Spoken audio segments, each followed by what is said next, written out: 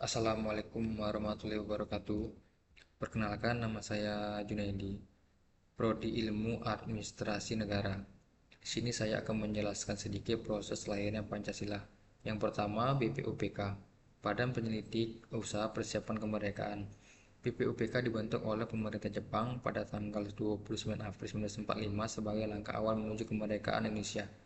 BPUPK bertugas untuk menyelidiki dan mempersiapkan segala sesuatu yang berkaitan dengan pembentukan negara Indonesia merdeka. Sidang pertama BPUPK berlangsung pada 29 Mei sampai 1 Juni 1945. Dalam sidang ini muncul beberapa usulan dasar negara, salah satunya dari Insinyur Soekarno pada 1 Juni 1945 yang kemudian dikenal sebagai Pancasila. Yang kedua, Piagam Jakarta. Setelah BPUPK, dibentuk panitia 9 pada 22 Juni 1945 yang bertugas merumuskan dasar negara. Hasil kerja panitia 9 adalah Piagam Jakarta atau Jakarta Charter yang berisi rumusan dasar negara. Piagam Jakarta memuat sila-sila Pancasila, namun pada sila pertama terdapat frasa dengan mewajibkan menjalankan syariat Islam bagi pemeluk-pemeluknya. Piagam Jakarta menjadi dasar penyusunan pembukaan Undang-Undang 1945. Yang ketiga, PPKI, Panitia Persiapan Kemerdekaan Indonesia. PPKI dibentuk pada Agustus 1945 setelah Jepang menyerah kepada sekutu. PPKI bertugas untuk mempersiapkan kemerdekaan Indonesia. Pada sidang PPKI tanggal 18 Agustus 1945 dilakukan perubahan pada sila pertama Pancasila menjadi Ketuhanan Yang Maha Esa untuk mengakomodasi seluruh rakyat Indonesia. PPKI juga menegaskan Undang-Undang 1945 dan memilih presiden serta wakil presiden pertama Indonesia. Nilai-nilai luhur Pancasila. Satu, mendengarkan dan menghargai pendapat orang lain. Mendengarkan dan menghargai pendapat orang lain adalah hal yang dapat dilakukan dalam percakapan sehari-hari, diskusi atau pertemuan kelompok. Kedua, menerima keputusan yang diambil dalam rapat atau pertemuan. Keputusan yang diambil harus diterima dengan ikhlas dan terbuka meskipun keputusan bersama itu tidak sesuai dengan pendapat pribadi. Ketiga, kerja keras.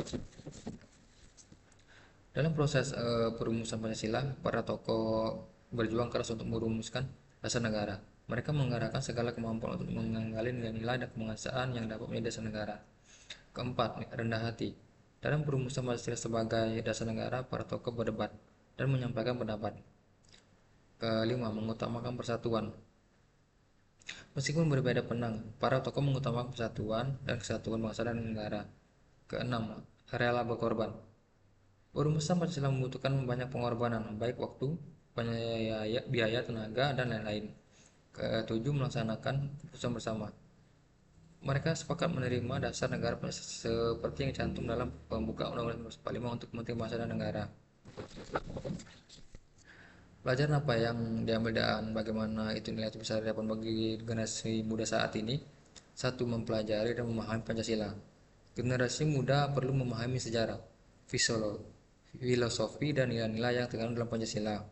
Kedua, menjadi agen perubahan, mengorganisir atau mengikuti kegiatan-kegiatan positif yang berujung tinggi nilai-nilai Pancasila seperti kegiatan sosial, keagamaan atau budaya.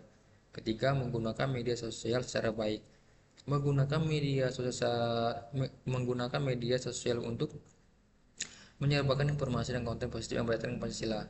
Keempat, berpartisipasi dalam demokrasi, menggunakan hak pilih dengan bijak dan bertanggung jawab. Kelima, menghargai keberagamaan, menghargai perbedaan suku, agama, ras, dan antar golongan. Keenam, mencintai produk dalam negeri, membeli produk dalam negeri untuk mendukung perekonomian bangsa. Ketujuh, melakukan tindakan yang nyata untuk menjaga kelestarian lingkungan. Mungkin itu saja yang saya bisa sampaikan. Terima kasih. Mohon maaf kalau ada kekurangan. Wassalamualaikum warahmatullahi wabarakatuh.